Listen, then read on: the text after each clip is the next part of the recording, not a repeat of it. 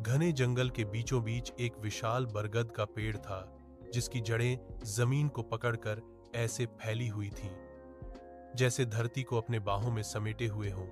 उसी पेड़ के ऊपर उल्लू का बसेरा था और नीचे खुले मैदान में रंग बिरंगे पंख फैलाए मोर रोज नाचा करता था। जंगल के सारे जानवर मोर की सुंदरता पर मोहित थे। उसकी चाल, उसकी पंखों की चमक और उसकी आवाज सब कुछ जंगल में चर्चा का विषय था।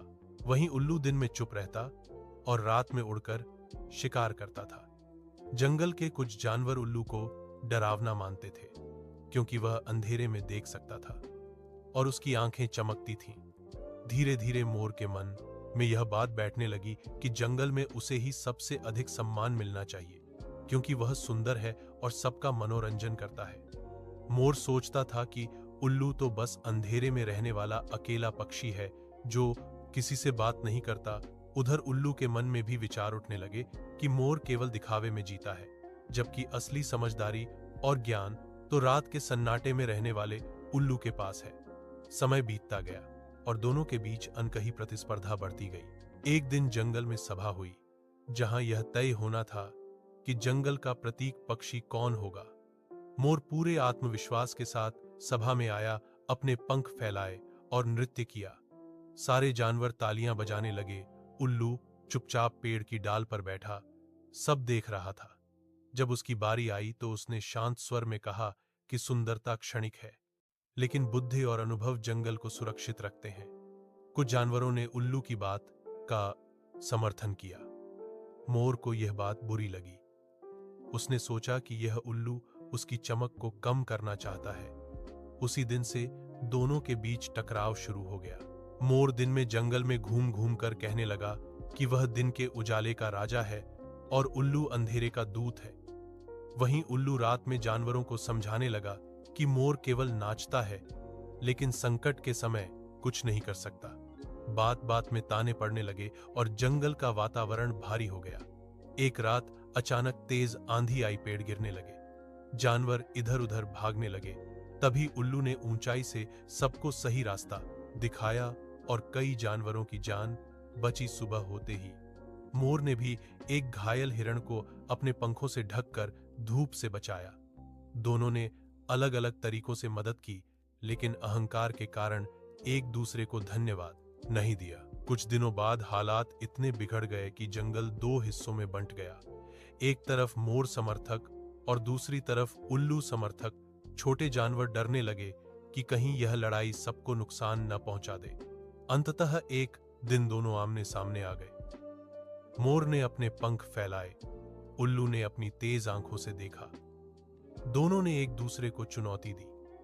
मोर ने कहा कि दिन की रोशनी में मेरी सुंदरता के आगे कोई टिक नहीं सकता।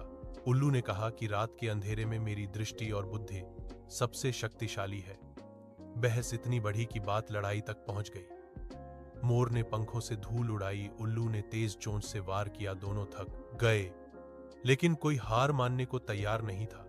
तभी जंगल में आग लग गई। सूखी घास जलने लगी, जानवर चीखने लगे। मोर और उल्लू दोनों रुक गए।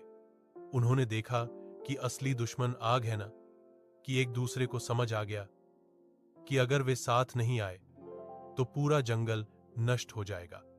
मोर ने ऊंची उड़ान भरकर पास के तालाब से पानी लाने में मदद की। उल्लू ने रात के अंधेरे में रास्ते दिखाए। दोनों ने मिलकर जानवरों को सुरक्षित जगह पहुंचाया। आग बुझ गई, जंगल बच गया। आग के बाद जंगल में सन्नाटा था। धुआं धीरे धीरे ऊपर उठ रहा था और पेड़ों की पत्तियों पर राख की परत जम गई थी। मोर थका हुआ तालाब के किनारे बैठा था। उसके पंख गीले और भारी थे। उल्लू पास की डाल पर बैठा गहरी सांस ले रहा था। पहली बार दोनों एक दूसरे को बिना घमंड के देख रहे थे। जंगल के छोटे जानवर धीरे धीरे बाहर आए। हिरण, खरगोश, बंदर, गिलहरी, सबकी आंखों में डर भी था और राहत भी। मोर ने सिर झुकाया और पहली बार बोला कि अगर आज उल्लू रास्ते न दिखाता तो शायद कई जानवर बच नहीं पाते। उल्लू ने भी अपनी आंखें झुकाईं और कहा कि अगर मोर पानी न लाता तो आग नहीं बुझती। दोनों के बीच की दीवार उस पल गिर गई। अगले दिनों में जंगल को फिर से हरा भरा करने का काम शुरू हुआ। मोर दिन में सभी को इकट्ठा करता और हौसला बढ़ाने के लिए नाचता ताकि उदासी दूर हो। उल्लू रात में जागकर पहरा देता ताकि कोई नया खतरा न आए। दोनों साथ साथ काम करने लगे। पहले जो जानवर एक दूसरे से लड़ते थे अब मिलकर बीज बोने लगे। घायल पेड़ों की जड़ों में पानी डाला गया। बच्चों को समझाया गया कि जंगल केवल ताकत या सुंदरता से नहीं बल्कि एकता से चलता है। धीरे धीरे जंगल में फिर से चहल पहल बढ़ी। फूल खिले, पक्षियों की आवाजें लौटी।